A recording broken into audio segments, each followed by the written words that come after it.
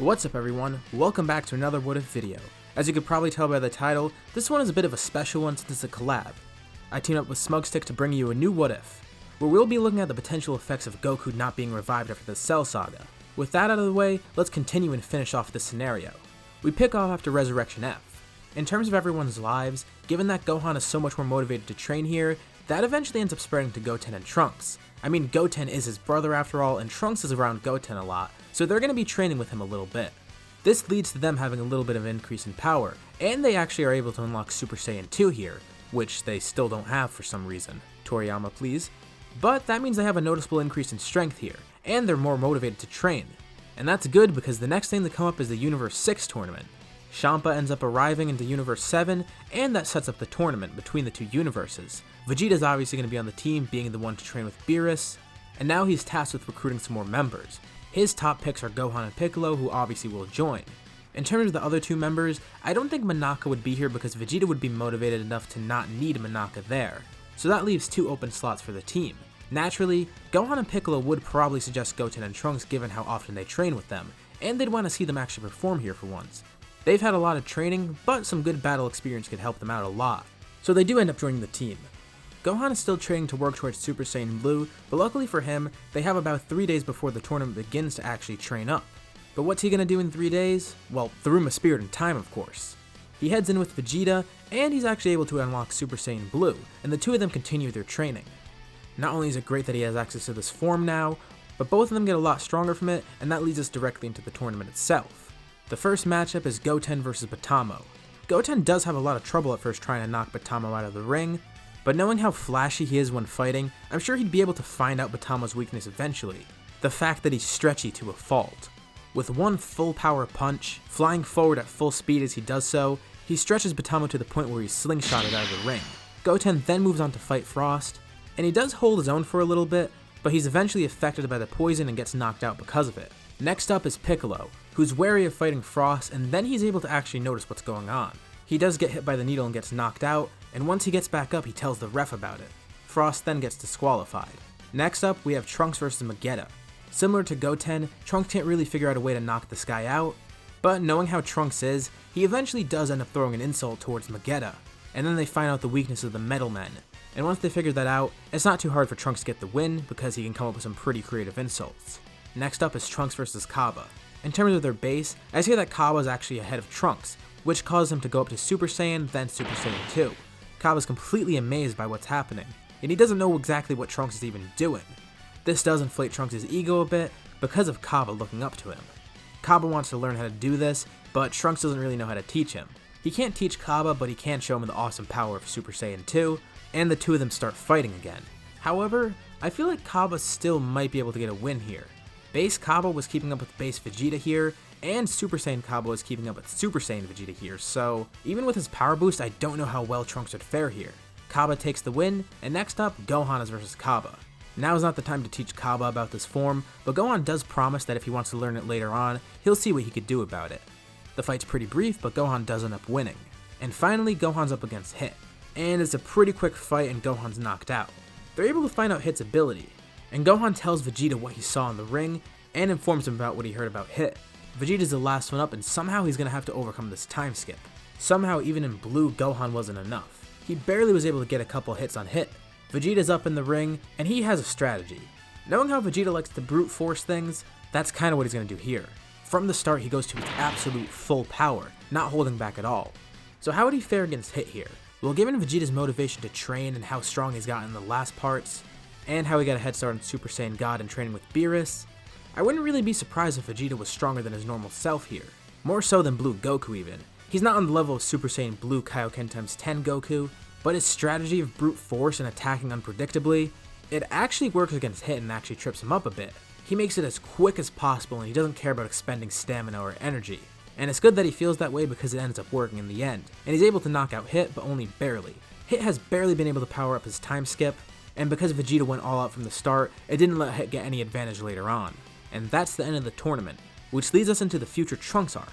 Of course, this time though, there's no Goku Black, it's Vegeta Black instead, because that's the only person Zamasu could really steal a body from. After seeing Vegeta's performance, he's the most likely candidate for a body swap. Vegeta Black is born and he begins attacking Trunks' timeline. Trunks eventually arrives in the past like normal, and things go pretty much like usual. Vegeta Black shows up and Vegeta fights him, the time machine gets repaired, and then eventually they prepare to head to the future. One big difference here is that Zeno doesn't have a friendship with Vegeta like he did with Goku, and he never summons him. While Beerus and Whis are off on their own going to find Zamasu in this timeline, Zeno never has his interaction with anyone and gives them the Zeno button, so they're not going to be able to rely on that this time. Instead, this time Gohan joins them in coming to the future, and Trunks is really glad to see him here and how strong he's gotten. They all head into the future, and they encounter the fabled Vegeta Black. Overall, the first encounter with Vegeta Black and Zamasu isn't too different. They get their asses whooped and they realize that Zamasu isn't able to be killed because he's immortal now. So for now, everyone decides to retreat and they have to come up with a new option of defeating him. Once they arrive back in the past, they tell Beerus and Whis what they saw, and just like they thought, Beerus and Whis realize that Zamasu is the bad guy here. So they eventually end up checking back in on him, and that leads to him getting erased. Well, at least in this timeline. For the future, Vegeta, Gohan, and Trunks are on their own. They gather together with some of the other members of the Dragon Team, trying to come up with a strategy. Piccolo's there and he actually comes up with a pretty good suggestion. Having known about this move, and nearly experiencing it firsthand, he suggests trying to learn the Mafuba, a powerful move that Master Roshi might be able to teach them. Sure, it doesn't kill Zamasu, but containing him is probably their best option. They thank Piccolo for the idea, and eventually Gohan and Trunks head over to Master Roshi to see what's happening. Rather than heading over with them, Vegeta decides to train on his own instead. Gohan and Trunks ask Master Roshi to teach them the move, and of course he accepts this offer, especially after he hears about what's going on in the future. He tells them it's pretty wise to come here, as this may be their only way of defeating an immortal enemy. It takes a little bit of time, about a few days, but Gohan and Trunks are actually able to learn the move. Both of them decided to learn it just in case one of them gets caught up in a fight or something. Better to have 2 Mafuba users than 1. After a few days pass and they learn the move, the group decides it's time for round 2. Just in case, Vegeta's trained up a bit and he's a lot stronger now. Even though they can't take down Zamasu, he might be able to take on Vegeta Black. It serves him right too. He doesn't want anyone impersonating him, and if anyone is to kill him, it'll be Vegeta himself. The 3 of them hop back in the time machine and head back to the future. Once they're able to coax the 2 Zamasus out of hiding, they then launch their assault. Their plan was to split the 2 of them up, which will bring them to their weakest. Gohan and Trunks can face Zamasu, while Vegeta Black will get an unexpected taste of Vegeta's new power. We all have seen how Vegeta loves to abuse the room of spirit and time. What's another day to him? Their plan ends up working. They split the 2 of them up, and they get them far enough away from each other. Gohan faces Zamasu alone as a distraction while Trunks prepares the Mafuba. Thankfully this time, Gohan and Trunks make sure that they don't forget the seal, so they actually came prepared here. Gohan's able to get some really good hits on Zamasu, but of course they do nothing since he's immortal. Zamasu mocks the 2 of them for thinking they're able to defeat him, but Gohan reveals that he was just there to distract him. Zamasu's confused, and then he looks behind him and sees Trunks preparing some move. He stretches out his hands, and then suddenly, Zamasu's sucked into a vortex. Trunks is able to successfully place him in the container, and quickly, they place the lid and the seal on top of it. Other than Trunks being a little out of breath, it seems overall successful. Far away on the complete opposite side of the city, Vegeta's facing his imposter. Vegeta Black's confused. How did Vegeta get this strong so quickly? Before he was almost nothing, and now they're comparable in power. The 2 of them have a very evenly contested fight, where the imposter of Vegeta brings up some pretty special moves. But even with flashy attacks such as a sickle made of ki, and whatever those clones of himself are, eventually, both of them then realize that something's wrong with Zamasu after they see what's happening on the far side of the city. A big flash of light appears, and a thunderous crash occurs. Vegeta Black laughs it off, thinking that Zamasu just finished the 2 of those hybrid Saiyans off. But in response, Vegeta chuckles. He reveals what's happened. Zamasu is now sealed in a container for good. Of course, Vegeta Black doesn't believe this right away. There's no way they'd be able to contain Zamasu. His fears are then realized as Gohan and Trunks then arrive. With no Zamasu present, they've safely stowed the container away somewhere, and plan on bringing it to the past to get rid of it completely. Black realizes that Vegeta wasn't actually bluffing, and now he faces some sort of challenge. Even if he was matched with Vegeta, now he's facing Gohan and Trunks as well. This completely turns the tide of the battle, and now Vegeta Black ends up getting defeated, and he actually gets killed. How foolish. Too bad he wasn't immortal as well. What a terrible excuse for an imposter. The team is won with Zamasu and Vegeta Black now defeated. Well, Zamasu's contained. He's not really defeated, but they consider it a win. They head back in time and hand off the container to Beerus and Whis, who will decide to do something with it. Trunks thanks everyone for their help, and he heads back to the future with Mai, happy to know that they can live in peace once more. Overall, it was a pretty successful arc, thanks to them not forgetting the seal for the Mafuba this time, and it all went pretty well. Like normal, time ends up passing, And then out of nowhere, Universe 7 gets news of the Tournament of Power from Beerus. They weren't even invited to the Zen exhibition match because there was no Goku and Zeno relationship, and they only hear it after the fact. Beerus and Shin are kinda panicked, telling them that they need to find a team of 10 to fight for the universe. With Vegeta being a star student and the strongest one, he tasks Vegeta with being the leader of the team, trusting that Vegeta will be able to find some good candidates.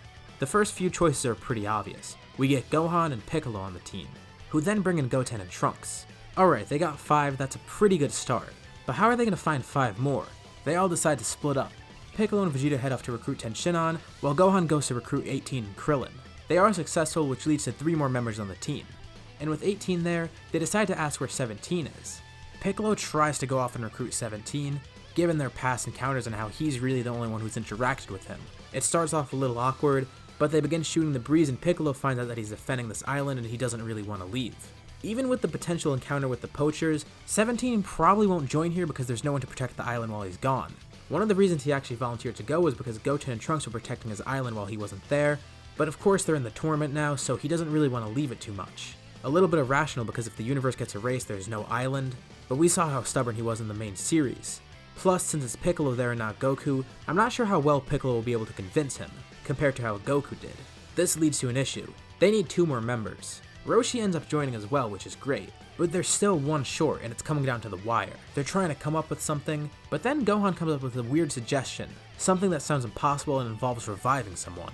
Beerus and Whis doubt it will work, but they allow him to go anyways. Gohan's able to consult Baba, and he's brought into the afterlife.